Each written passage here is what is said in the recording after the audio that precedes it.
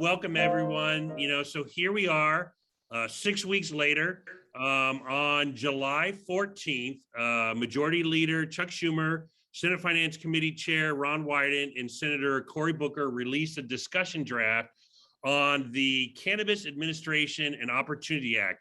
We call it CAOA. You can call it whatever you want, whether it's chaos or something. And maybe with Hurricane Ida, we could call it Hurricane CAOA or something like that, to have a little fun. It's 163 pages of exciting reading material. And I know everyone who's watching this has read every page of it. The most exciting part about this is, when they did this, and I'm going to read, they did this to solicit public comment on this language to spur a robust discussion among stakeholders in order to inform sponsoring offices as they work to craft a final legislative proposal. And boy, did it spur a robust discussion. I worked on Capitol Hill for 15 years. And it's rare that something like this happens. Usually they drop a bill and say, have fun. Rarely do they say, here's a bill, we want to hear from you, and we're going to give you 6 weeks to make comment. So for that, I'm very encouraged.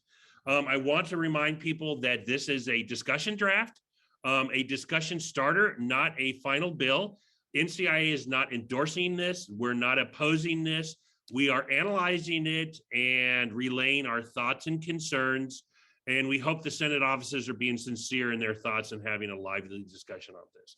And I want everyone to remember that sort of the goal of cannabis reform, legalization at the federal level, is to create a diverse, equitable, sustainable, profitable, and responsible cannabis industry that can replace the illicit market, an industry that protects public health, ensures opportunity for all communities, encourages small business entrepreneurship, important for the industry, decreases harms associated with an unregulated market, meaning creates an industry we can all be proud of, which is like, what's the point of legalization if we don't fight for that and achieve that? And so with that being said, in this process, there are provisions in this bill that concerns me, that concerns NCIA, and I think should concern you. And so NCIA will continue representing your interest and fighting to make sure we get a bill we can all be proud of. And so before I begin, I want to thank my wonderful deputy, Michelle Rutter-Freeberg, for doing what she always does. And I just, on a personal note, I made her cry this week because of the enormous undertaking that I knew was going to be needed to do this. And Michelle does what she always does, which is just, step up to the plate and get the job done and be a pro. And so with that, I just want to say thank you, Michelle. But Michelle, can you describe to people sort of our process on how we did this before I begin the show?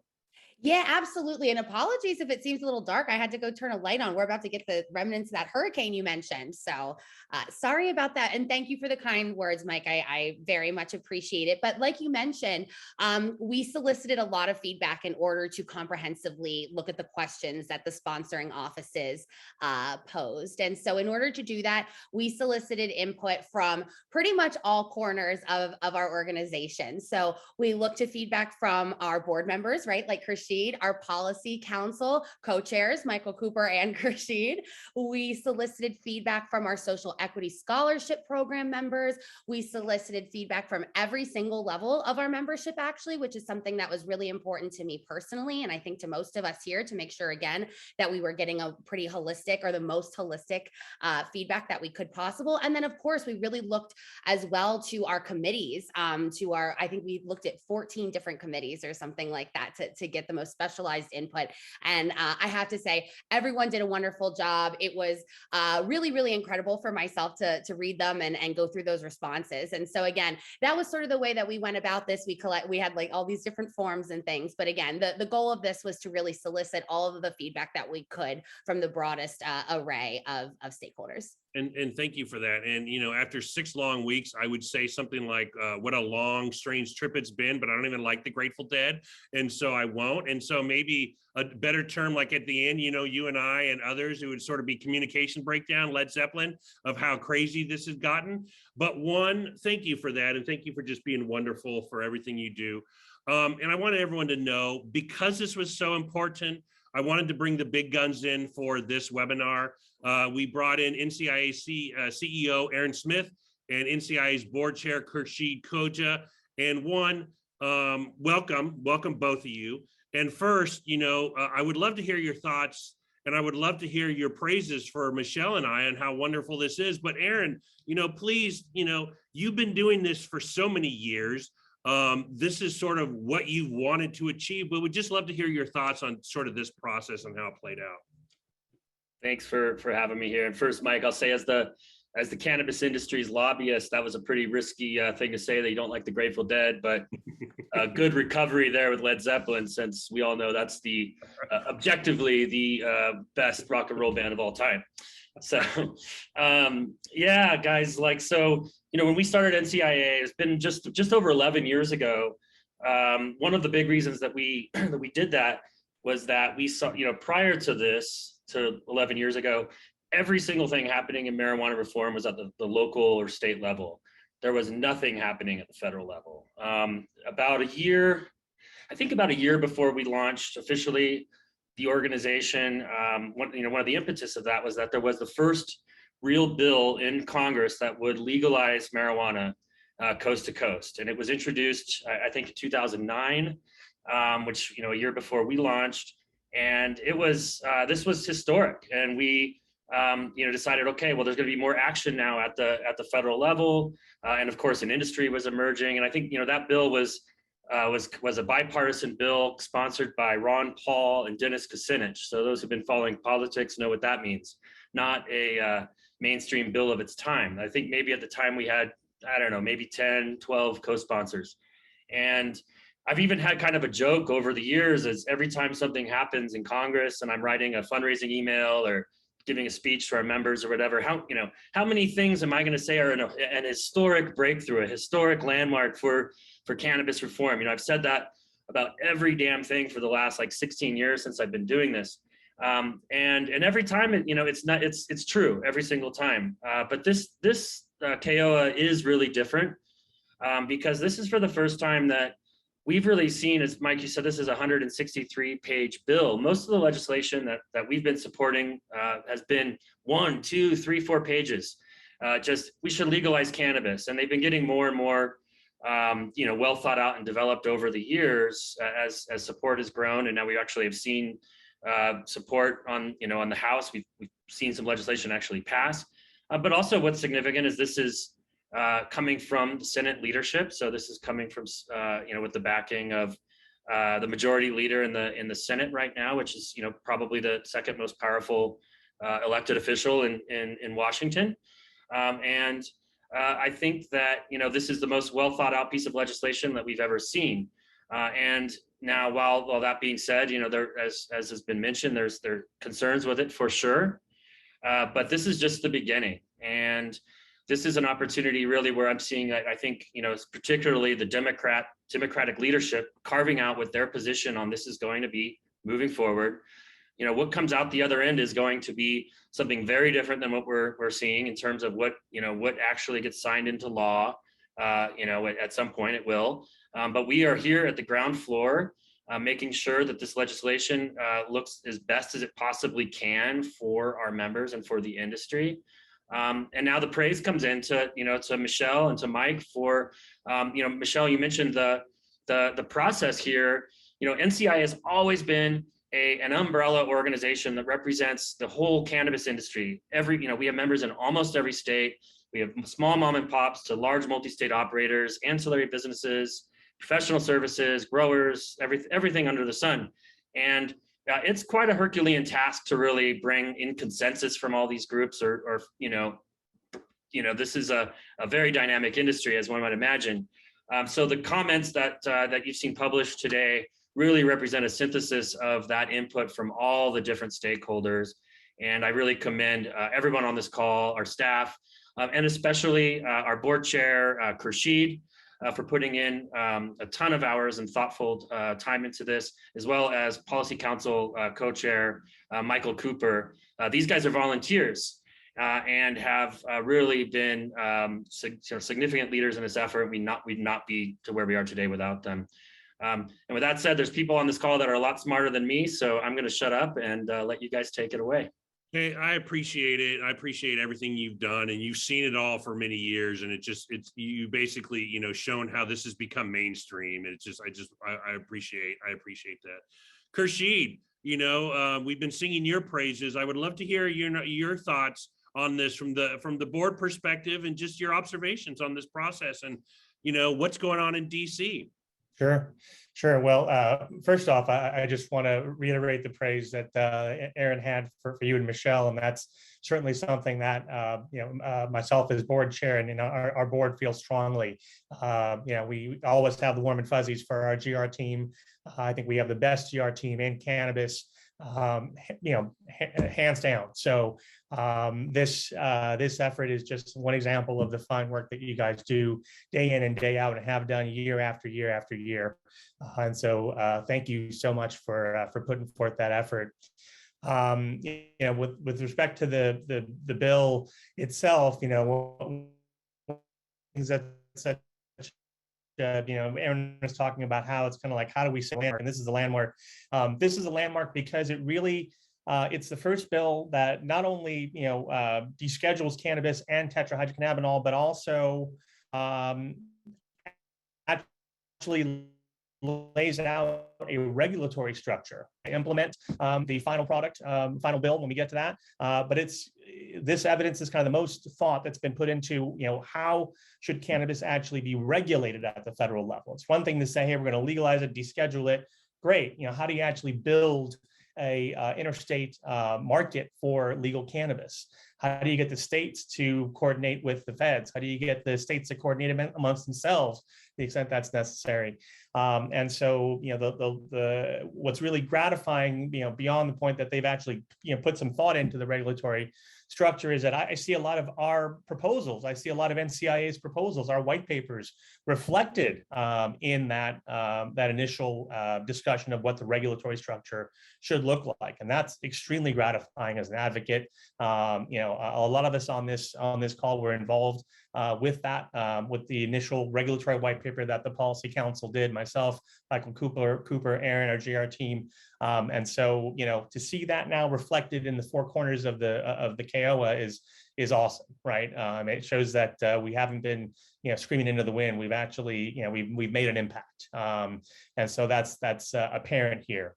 The other thing that's really wonderful about this being a discussion draft is that we get another bite at the apple too, right? We get to further inform and develop this landmark legislation and to shape it with the input that we have from all of our diverse array of stakeholders at NCIA. So that's really what's kind of the remarkable opportunity that we've had with this bill. Even though it's not perfect, even though it's work in progress, there's a lot of work to be done. This is a great first step, and so I'm thrilled that we had the opportunity to do this, and really thrilled that we all got to work on this together as well.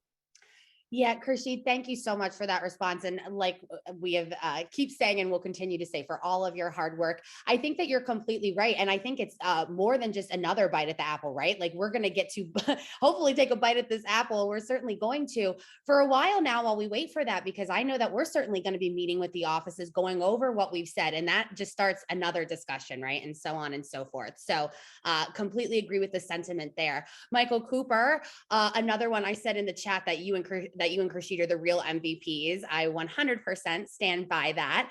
I would love to, first kind of get your overarching thoughts, like we've heard from Khurshid and Mike and Aaron, sort of about the bill itself, but also turning into the substance a little bit. Khurshid mentioned there the white paper that we put out back in October 2019. I dropped a link in the chat feature for our guests. That was titled "Adapting a Regulatory Framework for the Emerging Cannabis Industry." And like Khurshid mentioned, we drew on that heavily. You were one of the authors of that.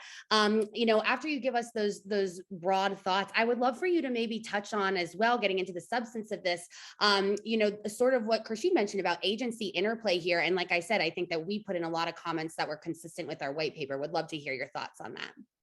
Sure. Thanks, Michelle. And thanks to you and Mike for quarterbacking this process, and Aaron. It's been a really great, exciting process, I think, for the industry and for folks like Khurshid and me, getting to have this opportunity to really help shape this. And I think that that's important because it's a landmark, just like everyone has said. This is the problem with going after everybody else. It obviously is a major accomplishment, and it did not happen in a vacuum. Obviously, Michelle and Mike played a role in getting us here with their years on the Hill. But from my perspective, one of the most important things is that reality that they recognize, hey, there's feedback that we need. We need it from a broad group of stakeholders, but from my perspective, a crucial stakeholder is the industry, because there are going to be elements of this that the industry has learned through these state regulated markets that need to be considered. If you want to have a workable, efficient market, which is ultimately the goal, none of the other important things can happen if the marketplace doesn't work, right? We can't improve social equity if the licenses don't actually work. No marketplace, it doesn't help anyone. So making this work is important. And there are a number of places, I think, where we tried to bring that perspective. And that's how it ties into the white paper. Obviously, this is a Herculean task that the Senate and the sponsors put into this. It's a very long, detailed, well thought out draft, but that does not mean that they have our perspective ex ante. And that's what we tried to do. I think in the white paper, we tried to lay out a number of the things that, some of which wound up in this draft, things like thinking about how the regulator should interact with state regulators. We said in that white paper that it was important not to reinvent the wheel. There are some very smart, very effective, very accomplished state regulators around the country who have figured out how to do certain things in a way that work in those markets. And what we don't want to do is have that completely thrown away and to have to start all over. We don't want to lose what we've already gained. At the same time, there are areas, and I'll draw attention to one that we put into the comments because I think it's a useful example.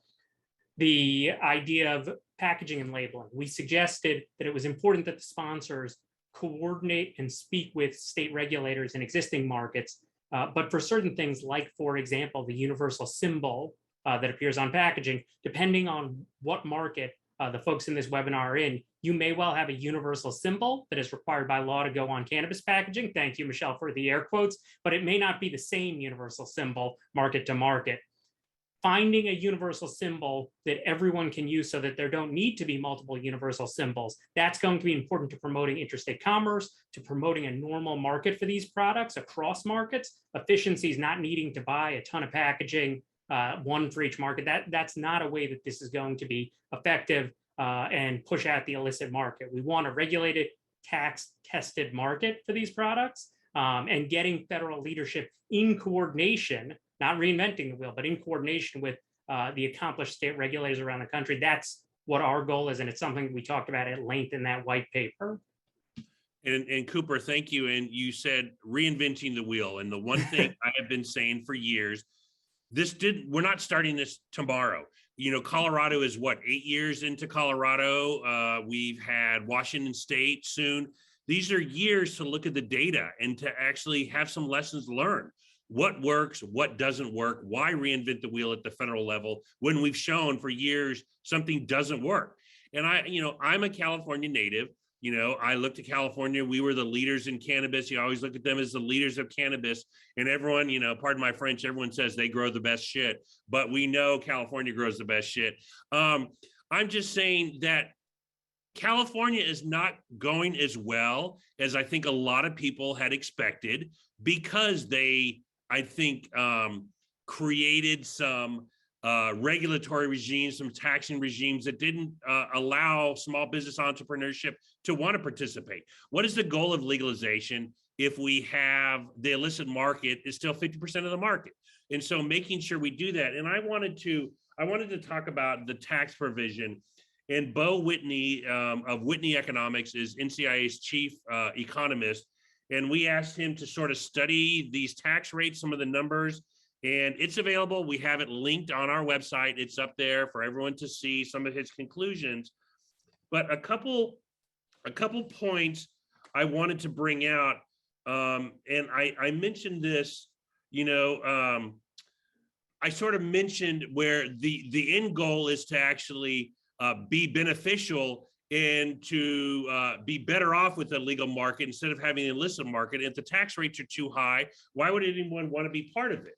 And so when let me get some of the quotes from some of his things where basically he says it would create disincentives.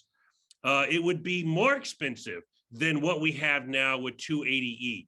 It would lead to consolidation. It would hurt small businesses. It would hurt communities of color where we're trying to do the best to achieve this. And that was one thing, you know, in my paper, I used the former Chief Justice of the Supreme Court, the ability of the tax is the ability to destroy. And I really get worried about some of these provisions in this tax code or some of the recommendations that they're putting forward, that this will be worse off. The taxes will be so high, small business entrepreneurs won't want to be part of this, and it will lead to consolidation. And so I just wanted to put that out there. Bo's analysis is up on our website. Please check it out to form your own conclusions. Michelle, you want to take the next one? Yeah, Mike Lamuto, you are here. I would love for you to join us really quickly. For those of you who don't know Mike, this is like the Mike show. We have about 6 different bonus Michaels points for everyone named Mike. they're all great people. But Mike Lamuto here is NCIA's Diversity, Equity, and Inclusion Manager. And I can't also say enough how much Mike helped us with this process as well. And, you know, it was clear both from statements that the senators had made, right? And also from the findings section of their bill, what they were trying to achieve with this legislation, right? They want to help the communities that have been most harmed by the war on drugs. And that was a huge piece of this bill. And so again, knowing that we also wanted to have a holistic feedback, we obviously had to talk to all of our committees, but really important among them was our DEI committee, our Diversity, Equity, and Inclusion Committee. You'll hear us call them the DEIC. They put in a ton of work. We're so incredibly thoughtful. And Mike Lamuto worked with us to make sure that we included a good amount of that feedback into our formal comments. And so, Mike Lamuto, I would love to turn it over to you to talk to us a little bit about that process, about what you and the committee spoke about. You know, what are your thoughts? Yeah, thanks, Michelle, and thanks, Mike, and thanks everybody here. It was really a great process to be a part of. You know, this was my first kind of go around with something like this with the organization. And you know, what I would say is that the first thing I want to say is just how thankful I am to the DEI committee. And, you know, I just really, that committee really showed up when we said, hey, we want feedback, we need feedback. And, you know, when it was time to then put the pen to paper, that committee really stepped up, submitted written feedback. We had multiple committee calls that went on really long and brought Michelle in also and Mike to help kind of like make sure that the you know, the sentiments and the words themselves were being transferred properly. So really appreciate the DEIC's input, as well as the Social Equity Scholarship Program members. There was a lot of folks from that program that also submitted feedback. We set up a call also there with Michelle and some of them to make sure, again, that the words were getting translated properly. And then I really appreciate everybody on this call and the process we went through. You know, I'm not a lawyer, and you know, I'm not like, you know, knowing all the fine-tuned stuff. So really, Michael and Khurshid really helping a lot with helping us with how do we take the DEIC's recommendations and put them into this document in a way that, you know, is going to work and be practical. So it was a great process. And, you know, that leads me to, you know, looking at the bill itself and the fact that it's a discussion draft. I think it's really encouraging, like you said, that, you know, they actually explicitly stated we're looking to create restorative justice with this bill. And I think one of the important things that we did put in our comments was, you know, we do recommend the defining of what that means by the sponsoring offices and through this whole process, because restorative justice, it's one thing to say that, it's another thing to actually be able to say, okay, let's hold it accountable and let's figure out how we're going to do that. And so I'm really encouraged by the fact that this is just a discussion draft at this point, and that the sponsoring offices are opening this dialogue up so that, you know, organizations like ours, the DEI committee, our social equity members can actually have a part in that conversation and state, hey, this is what it means to us. You know, so whether that means, you know, things like looking at, okay, instead of just, you know, doing, you know, job, you know, education and training, but also job placement, things like that, going that extra mile, reinstating benefits from people that have had them stripped away, things of this nature, right? So I think just being able to be a part of this process has been great. Having a great committee that is really active has been really helpful for me to be able to kind of help navigate this. And then everybody on this call has just really been awesome with helping with the process. So really excited to be, part of this over the next how many months or however long it's going to take for this thing to go through. So awesome. Thank you for I'll have including me. grandkids by then. Just kidding. Hey, while you're here, it was important. They laid out in their findings, like the important, like what is their goal and what they're trying to achieve with all this. And it gets back to restorative justice and attempting to repair like the harms with the war on drugs. I would love, big picture. Do you agree with that? Like, and then I would love, like, is there one big concern you see? Like, sets off your spidey senses, and what's a great thing that's in there where you go, yes, this is what we're talking about. Would just love to hear that. I mean, I think that there's a lot of things that set the spidey sense off, right? But to the point again that it's going to be a process to get to the finish line, I think is what encourages me. There are concerns with, look, if at the federal level we have legalization, but at the state level, there's certain states that are allowed to opt out of that program. How does that perpetuate the war on drugs through, diversion, trafficking between states, things of that nature, which is what we see aspects of right now. It's a problem in this war on drugs in the sense that, some states are legal, some states aren't, and it does drive this illicit market. And then the policing that happens along with that illicit market. And, historically speaking, that's policing that's been targeted towards certain communities. So, that's one of the big concerns is how that gets done, I think is going to be really important to make sure that, we don't see the perpetuation of the war on drugs with cannabis, right? If they're legalizing cannabis at the national level. So that's something that definitely concerns us, but, hopeful that, through dialogue, there can be, resolutions that make that not as much of a problem. So yeah, I think that, a good thing I think also is bringing in, there is language in there about SBA grants and programs to be able to not just for social equity applicants in cannabis, but also for some of these communities that have been harmed on the war on drugs. And again, as long as we're doing things to really hold these means accountable, so that this money does get to the proper programs, get to the proper communities, I think that that's in the right direction. So, and those are the things that come up to the top of my head. Yeah. Hey, I appreciate it. Yeah. I want to start a debate with everyone. And so okay, assume this bill passes tomorrow, what happens? So it's legal in these states where they're going forward. It's still illegal in others. I'm going to throw this to Cooper and I want everyone jumping on. What does this mean for interstate commerce? And do you see their concerns on how, okay, we have legalization, the dog catches the car. Now what? We have this bill passes, like interstate commerce, Cooper and then others jump in. First thoughts on something like that.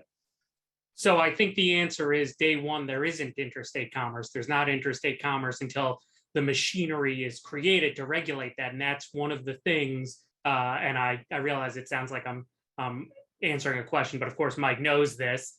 You've been in the weeds on this, but until there is a federal system in place to set those rules, and until states have a system by which to allow imports of cannabis, right? Today, you have these siloed chains. So a retailer can purchase from a licensed distributor or manufacturer or cultivator within a state. In the future, there needs to be a mechanism to bring product from out of state into that state and to enter that license chain. So there's all sorts of mechanical, interesting questions. So if this passed tomorrow, wave a magic wand, you still wouldn't have interstate commerce immediately. There would still need to be rules. And one of the things that I think we tried to do very hard was to point out areas of rules that are important to make that work. For example, I think that we pointed to a longer grace period that would be needed for folks to go out and get those licenses, right? Hearing from member businesses saying, hey, this is something that's going to take time, right? Do we immediately have to get this federal license? Do we have to do it on day one? How do we get that, right? We wanted to build in a longer grace period, and that's one of the comments that we submitted, because ultimately there's sort of what I think of as the high-level substantive questions, but there are also really important mechanical questions, and those mechanical questions are going to dictate the success of not only our members, but the whole market. So that would be my initial take. I'll just add to that, you know, we're fortunate in that the various state and local regulators are meeting now and have been meeting for several months, frankly, for years now, discussing regulatory issues amongst themselves and uniform standards, and of course, interstate commerce as well, right? And so, you know, while Cooper is absolutely correct, there's going to have to be a rulemaking that happens before we actually have interstate commerce. A lot of the background work is being done now, right, by the state regulators, by the local regulators, and by industry, having these discussions about, well, what's it going to look like, right? What are the what's consumer protection going to look like in an interstate market? What is you know, what's going to be most efficient for operators? What's going to allow for social equity operators to participate in this market as well? And so, fortunately, you know, those conversations are ongoing now. And hopefully that will help us kind of get from point A to point B a little bit quicker once the bill passes. Well, and one of the first laws that has to change is in each state. Pretty much every state, it's illegal to transport in or transport out. So it's just totally illegal. They'll have to change that law. And Oregon already did that in anticipation. And so that's something we talk about with our allied associations, and maybe kind of having a model law that, because one of the first steps is they need to actually, because if it's legal federally, they still have it illegal. So. Yeah, really, really good point there, Rachel. And I specifically want to highlight for our viewers who are tuning in today to certainly, I mean, check out all of our comments. Of course, we want you to look at them. But back to this topic, I specifically want to point people, though, to a proposal that is in there from our DEIC, our Diversity, Equity, and Inclusion Committee, that talks about interstate commerce. They came up with a really, really interesting and bold concept that we outlined in our document. So just want to point people to that in case they're interested, and they can check it out there.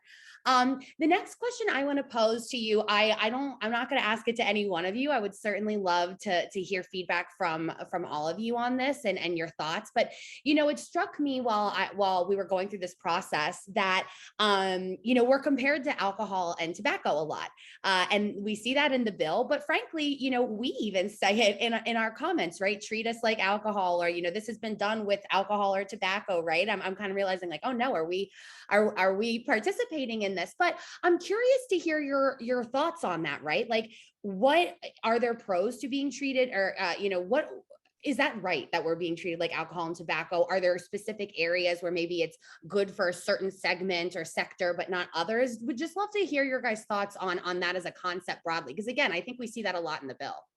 Yeah, we see it. You know, we definitely see it where they start addressing trade practices and unfair trade practices specifically, and they essentially apply tied house rules to the industry, right? And there's really not a historical precedent for doing that in the cannabis industry, right? Like, you know, to the extent that it's justified in the alcohol industry, in the alcohol market, there was a problem that those tied house rules were addressing, right? That market and that time period is so far removed from what we have currently as in our cannabis markets that it doesn't really make a whole lot of sense to apply tied house rules. And for those who aren't familiar, tied house rules basically say, hey, look, if you are a producer or a distributor, you're not allowed to do certain things to support retailers. You're not allowed to have, you know, equity stakes in retailers unless they're wholly owned. You're not allowed to, you know, there's a whole panoply of things that you're not allowed to do. If you are a distributor or a producer, you're not able to do that in collaboration with a retailer, right?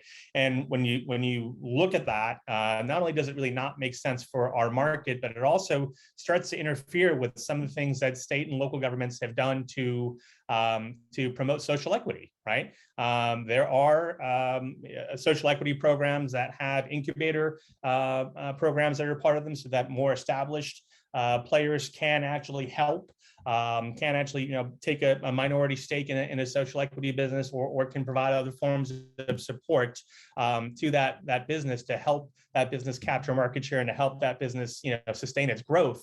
That, you wouldn't actually be able to do under the bill as drafted. And so I was really happy that, speaking of Spidey sense tingling, like when I saw that, I was like, that's off, right? And so I was really happy that we were able to incorporate our comments on that, and to provide that clarity to the authors as well, to say, hey, look, you may not know this, but this is how a lot of these social equity programs work. And so when you're applying these tight house rules, you're actually going to be disrupting a lot of this work, and that's not your intent. We know that's not your intent. So let us help you figure out how we can avoid this outcome. And I'll just throw on top of that, I think it's a great example, and thank you for setting me up, Khurshid, of not reinventing the wheel. One of the things that we identified, this goes back to our white paper on proposed federal regulation. We talked about this idea of understanding the way that these markets exist today, and providing flexibility within the federal rules to accommodate that. So you have markets where, for example, it was mandatory to vertically integrate. You have many markets where it's encouraged, and those businesses exist. They have helped be at the vanguard of this new industry. I think that one of the things that we've looked at is how do you make a system that's workable for them while accomplishing the goals that are going to be inherent in any federal regulation of the market. So I think that there's that piece, but I would also add, overall, I do think that that it's important that the alcohol model is one that we have pointed to in the past at NCIA, because it is something like many THC-containing products, where you're talking about a product that is used by consenting adults, that's potentially intoxicating, and there is a very efficient system at the federal level for taxing and regulating those products. And that is something that I think many of us, particularly with a recognition, for example, of the challenges that we've seen on the hemp side since the passage of the Farm Bill, that's something that is encouraging, right? Again, we don't want to reinvent the wheel. If there's a system for potentially intoxicating products to be regulated and efficiently taxed and brought to market, that's not a bad thing to leverage. And I think that we try to do that. So leveraging what we have at the state level, but also at the federal level, to avoid reinventing the wheel, to, again, get to a workable marketplace that delivers the products that consumers actually want. A couple thoughts. One, and I apologize, there is this hurricane coming through town. And I think I lost internet for a minute there. I'm not old enough to remember the end of alcohol prohibition and how it rolled out that first decade. And I also know prohibition of alcohol maybe lasted, 10, 15 years? I'm trying to remember. But we can learn the lessons of alcohol, but cannabis isn't alcohol. And as I mentioned in our summary, cannabis prohibition has been out there 50 plus years. It has a head start. There's been a lot of harms that have been caused and a lot of nuances that we have to work their way through to solve some of these issues versus, hey, here's an industry, here's a model, let's tax it and regulate it, let's go look over here. So, my perspective has always been, yes, I want to learn lessons from all these industries on the rollout, but I do get worried from a big picture standpoint. We sort of saw this on the Hill with the MORE Act, where people are just cutting and pasting language that is out there that exists for other industries, and they don't understand the nuances of cannabis on how we end the 50 years of prohibition in this war and then get into a legal market and how long that runway will take. So with that, I apologize, I may have missed something. Is there anyone else that wants to chime in on that? Yeah, I just wanted to say that as much as we are different, so we want to have it look like alcohol on some things, like the agency, right? Like we recommend that the TTB is the main regulator, like they are for alcohol. But it's like that we didn't get. That they suggest the FDA. But then, so it's kind of a weird, like, we pick and choose how we want to be treated like alcohol, but they picked and chose the opposite way, so like taxing us like alcohol, which is very complex and not necessary. And then like the tight house rules, so it's just kind of, I think that's interesting that they use alcohol, the model, in the ways that we wouldn't. And then we ask them to use it in ways that they did not. So hopefully we can turn them around on this. The one thing, that I noticed from our initial discussions with the sponsoring offices that we had as NCIA, weeks before we started to put our formal submission together, was that they were very open to hearing from us on kind of what we thought was the appropriate way to regulate this market.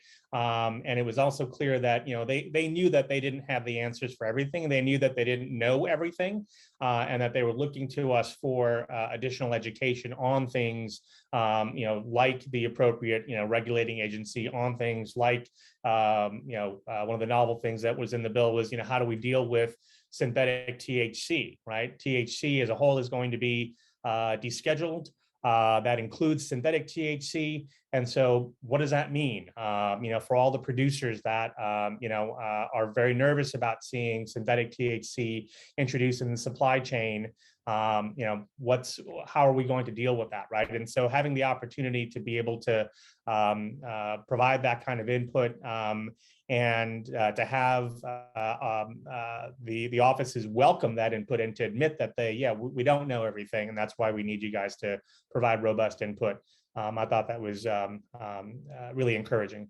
You mentioned synthetic, and that brings up a good point. I would love to, one, this is a discussion, and I would love to continue on this discussion. Hemp, basically, legalized hemp 3 years ago, Farm Bill. Would love to know, Cooper, Khurshid, other policy people, where were the mistakes in that? What can we learn from that on, unintended consequences, gray market, something where it's like, hey, we don't even need to go back into a history book to see some of the mistakes already with just hemp. Cooper, you wanna jump on that? Sure, I'll get the ball rolling. I think that one of the things that is a lesson learned, at least from the industry side on hemp, is that these things take time. And if there are ambiguities that are simply left to regulators, the answers may not be the same ones as what the sponsors were envisioning. And so trying to encourage the sponsors to understand some of the challenges that may arise in the future, and from there, be able to build some of that into the bill, clarify the intent. We talked about it with the restorative justice piece, but the clearer the intention of this language, the better, because there are going to be new use cases. This is an industry that's constantly evolving. Making it clearer what the intent is, what types of products should be able to be sold. These are things that we encourage because we want there to be an efficient transition to a regulated market. And obviously, even now, 3 years later, there are a lot of questions. There's a lot of study that the FDA is still doing around hemp-based cannabinoids, and trying to circumvent that and get to the point and get to what the sponsors are really trying to achieve here, which we believe, and it's certainly consistent with our discussion, is an effective interstate market for these cannabis products. Any others? I'll just say that we learned a lot in this process. Another committee that had a pretty interesting idea, bold idea, was our scientific advisory committee, and we, we've been getting some pretty fascinating ideas during this process, but it's not, we're so busy working on the comments, we don't have time to really have an organization-wide, vetting or analysis of those. But we made sure to include some of those things, and so I think, it's because it's kind of some bold ideas about defining hemp and cannabis and stuff. That's something we'll be doing in our policy council, is having some working groups that are really kind of deep diving into those, so that we're sure what our kind of position is and what we will be doing as we move forward. Because there's always new ideas as we've learned. We have really smart members. The one thing I know from my time in DC is, if you don't spell it out legislatively, it's going to be litigated for the next decade, or you're going to have government agencies slow play this. And that's not something we want. And so we need to make sure we spell it out ahead of time. And we need to make sure, because you just see this with Delta 8. There's stuff that just, sometimes the science is going to be in front of legislation, and making sure you're creating a proper regulatory system in place that can deal with the science in the future? How do you deal with it? Or is it something every time a Delta 8 pops up, Congress is going to have to get involved and write a new law on something like that? And making sure some of these issues are addressed in the legislation and we do it right. Michelle, do you have another topic? Yeah, I do. Mike, I'm actually going to turn it around and make you give an answer potentially. So, I think, Mike, this is for you, and Aaron, I would also There's a love bunch of people named Mike. Oh, well, I mean, my Mike, which is you. Mike Correa and Aaron, though, I would love to hear your thoughts on the political side of this as well, right? We've talked a lot about the substance here. It's incredibly important. We could go on about the substance for a really, really long time. We only have about 13 minutes left, but I would love to get your guys' thoughts on, and I love when people ask me this question, what's your predictions for this legislation? We live in a hyper-polarized time, certainly hyper-partisan here in DC. It's difficult to get even simple things like budgets or the debt ceiling to have a successful vote on those. Do we have the votes? What's next for the bill?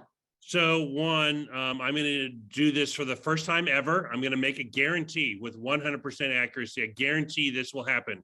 When this bill gets introduced, there will be 3 co-sponsors on this bill. There, I said it. Outside of that, I don't know what's going to happen, because we know to get anything done like this will take 60 votes in the Senate.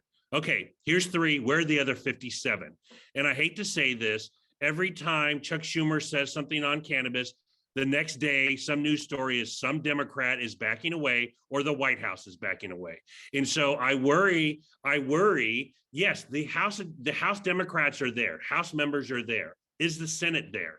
The Safe Banking Act has been out there for 8 years. We have what, Michelle, 40 co-sponsors, 10 repubs, something like that, 8 years later.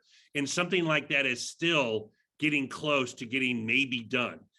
Can something as big as this get over the finish line, where you have Democrats like a Dianne Feinstein or a Joe Manchin or a Jeanne Shaheen or others that are saying, whoa, whoa, whoa, let's slow down.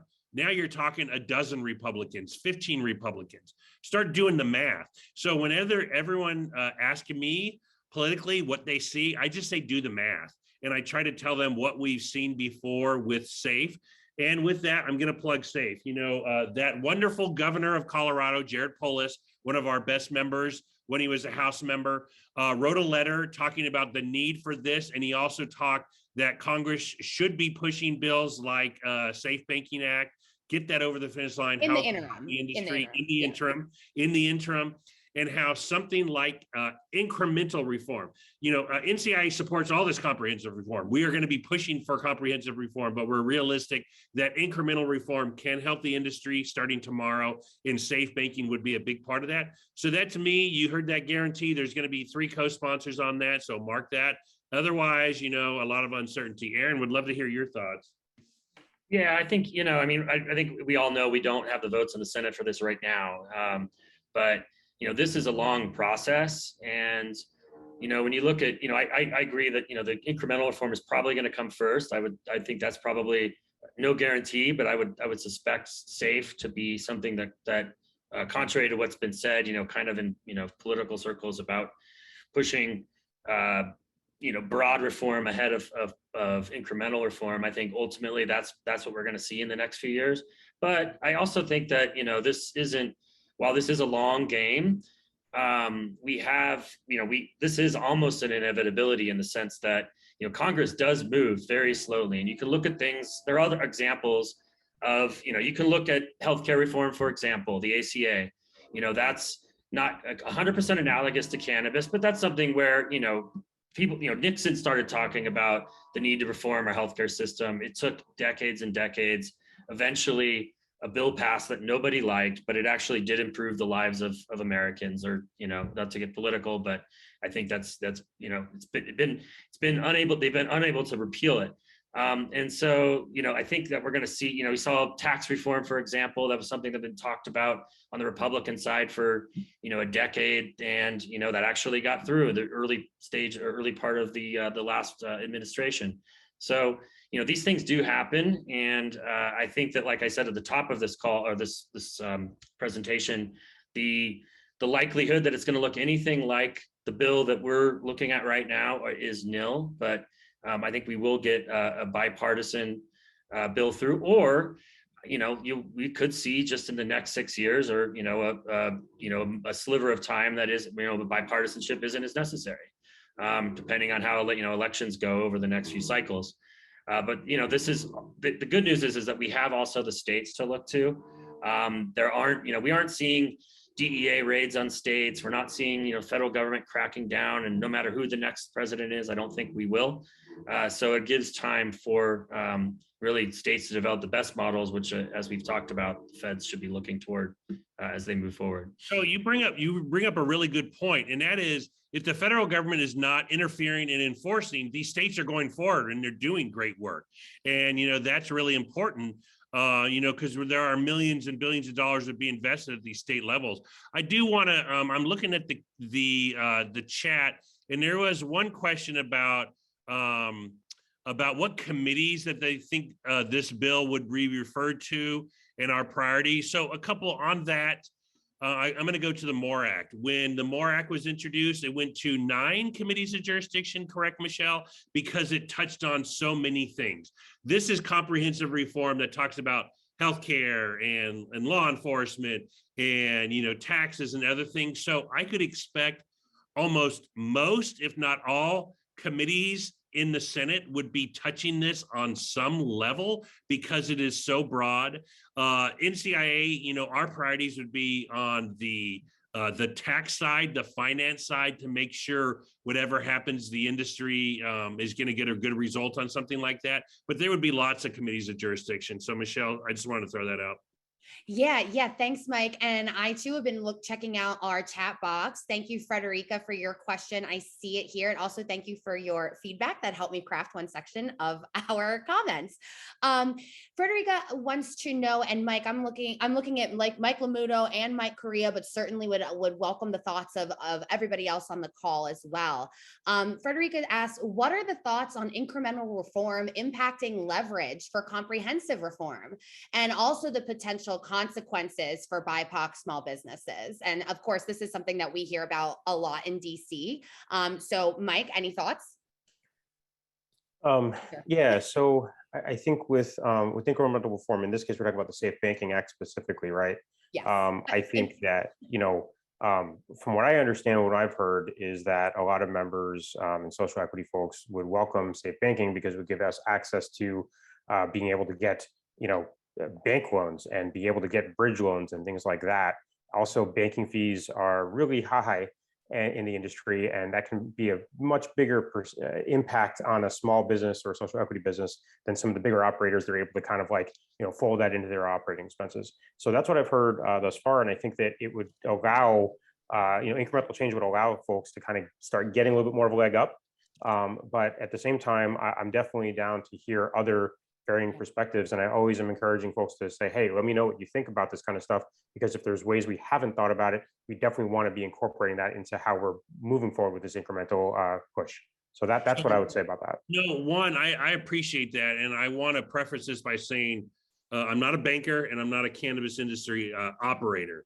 And I'm going to throw some shade on some of our friends in advocacy, but they create this narrative that it's one or the other, comprehensive reform or incremental somehow. No, it shouldn't be. To me, I'm looking at this, if I'm a small business, am I going to get access to banking to build my business, or do I have to give away half my company to some venture capitalist that maybe this can succeed and we can hit it? If I'm opening a pizza joint and I have a great business plan, I go down, I get a loan, and great, capitalism is at its best. I grow that business.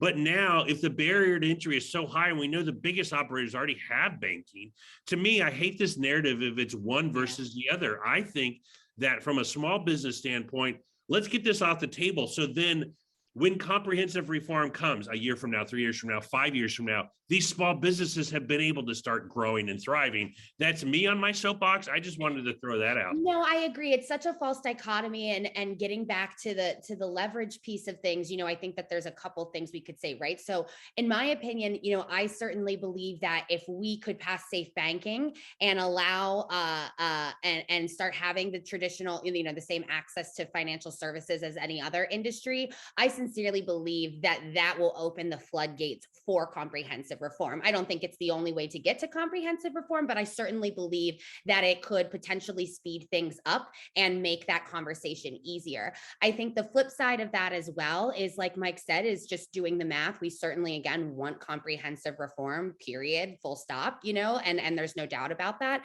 However, again, we don't have the votes in the Senate, at least right now, and that's just being real. We can do the tally, but we don't have it for comprehensive reform. Like Mike said, we have 39 co-sponsors on safe banking right now, 9 of which are Republicans. That's significant bipartisan support in the Senate. And so from where I'm sitting as well, I would like to get safe banking done over the finish line, allow those floodgates to open, if you will. But at the same time, I worry that if we continue to wait on safe banking as well, all we're also doing is continuing, to criminalize people in various ways while we wait for the comprehensive reform. So that was me on my soapbox, I guess. So with that, it's 3:57. We want to be respectful of everyone's schedules, especially our esteemed panelists. So with that, would love to hear any final takeaways that you have. Khurshid, you're first on my screen, so I'm going to you. Well, there's going to be a lot of work left to do, and really excited about the conversations that we're going to have, regardless of whether or not we're going to get across the finish line with this bill. It's the start of a conversation that needs to happen so that we can actually get there eventually, right? And so I'm thrilled to have been part of this working group, and really proud of NCIA and its contributions in this process. So Michelle, I mean, I'm assuming you're going to go through the list and just start picking everyone. How do you want to do this? I'm just going to go in order on my screen. Sure, I'll call on people. Rachel, final thoughts, takeaways before we close out? Like what I was saying earlier, that some really fascinating ideas have been coming up, and I'm just looking forward to exploring them further, and just so we have the best laws we can have in the future. Thanks, Rachel. Sorry, you heard my dog had some final takeaways to say to Michael Cooper. Thanks, Michelle. To me, something that was brought up earlier, I think is very relevant. It's that copy and paste effect.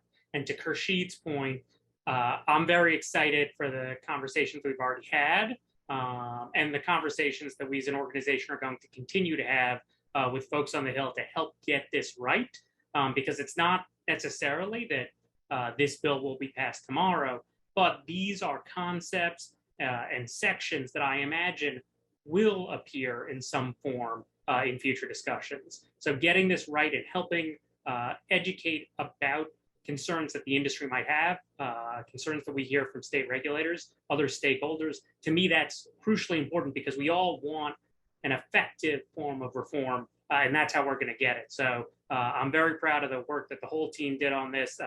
And it was great to partner with all of you as always. Thanks, Michael Cooper. Mike Lamuto, you want to have any other thoughts? Sorry. Yeah, just piggybacking off everybody else. I mean, getting the feedback from our members is really key. Getting the more diverse perspectives we get, the better that we can really put something forward that is comprehensive and takes things into consideration, like what Frederica's brought up here today. So just, thank you again for our DEI committee, and thanks again for everybody being part of this process. Thanks. Aaron, that leaves you. Great. Yeah. Thanks, everybody. I think that really, what NCIA is about is representing the whole industry. What that means is that we're always going to be looking out for making sure that we're putting the best policy forward for the entire industry. You're not going to see protectionist policies from us.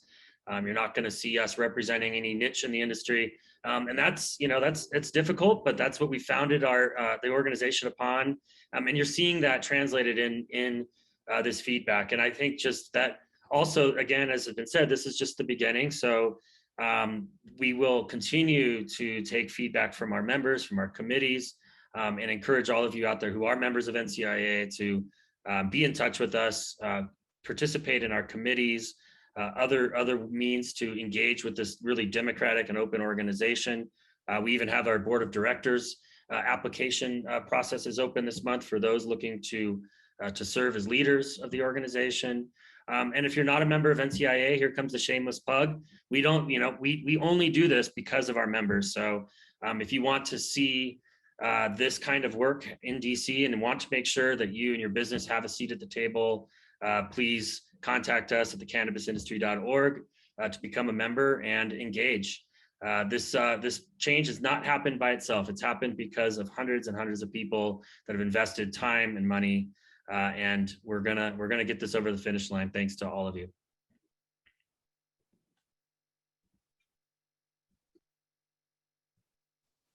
That's everyone, Mike, unless you have any parting thoughts. But with that, Mike Correa, I'll turn it over to you. No, of course, I have final thoughts. So one, I want to thank our sponsors on everything. I want to thank our members. And just so everyone knows, we submitted our comments earlier today. It's official. They're out there. You all have had 6 weeks to, these were NCIA's comments that we consolidated all of your hard work. We can't write down everyone's because we have to work through that, through our process, our policy process. Everyone has had 6 weeks. You still have time. It's not the end of the day. I guarantee you they're still going to be soliciting comments. If you have individual comments you want, get those in. As Aaron mentioned, we're fighting to do what's right just for the industry, not picking one company, not picking 10 big companies, just doing what's right for the industry. Because of COVID, we haven't been able to do our lobby days. We haven't been able to see people. You guys, it's been 2 years since you've been able to come out and sort of see DC and see how things operate. It's very frustrating. But for me and Michelle, this was almost like a lobby days crazed week, and being able to see our members at their best and then really got our juices flowing on this policy. And so we will see what happens when this bill comes out. I have some concerns, but we are fighting for the industry overall. We're going to let them know. We will reach out to them this month, and the people on this Zoom call will probably be working with the congressional office to relay our thoughts and our concerns and to actually do the lobbying and going from there to making sure they introduce a bill that actually solves some of these issues. And the last point, the Safe Banking Act has been out there 8 years. There's been 100 different iterations of it. There is no perfect legislation. Cannabis reform is going to have something in there that pisses us all off. But overall, as long as it achieves the sort of goals that we laid out in our executive summary, all the things that we want to touch, doing what's right, we're going to be supportive of something like that. I'm excited. Thank you, everyone. And Brian, take it away. Fantastic. Well, thank you, Mike and Michelle, for leading today's conversation in this month's Fireside Chat with NCIA's Government Relations team, as always. And with that, thank you all so much for participating in this month's Fireside Chat with NCIA's Government Relations educational webinar. Huge thank you once again to the members of our panel for presenting today's session, and all of our audience members, and most importantly, member business owners, which are essential in driving our organization's missions forward, as you all saw today firsthand. Once again, a huge shout out and thank you to our presenting sponsor for today's session, Apteam, the ERP solution for cannabis businesses. We're thrilled to have their support for today's program, as well as our next upcoming Catalyst Conversations program taking place at the end of this month on September 28th at 3 p.m. Eastern. In addition to support for that Catalyst Conversations program, they're also going to be working with our team to produce a service solutions webinar soon. So stay on the lookout for that to be placed in the calendar later this fall. As always, we'll leave you all with this end of event credit sequence, highlighting the 35 plus member businesses that participated in this afternoon session and our evergreen roundtable, featuring some personally produced musical stylings to enjoy. If you don't see your company included in the slideshow, don't be discouraged. That just means you need to head to thecannabisindustry.org ncia.org/join following today's session to join the movement for a responsible and equitable cannabis industry. Enjoy, and we'll hopefully see you all again later this month for another NCIA Industry Essentials educational webinar and in person in Detroit for our Midwest Cannabis Business Conference. See you all then.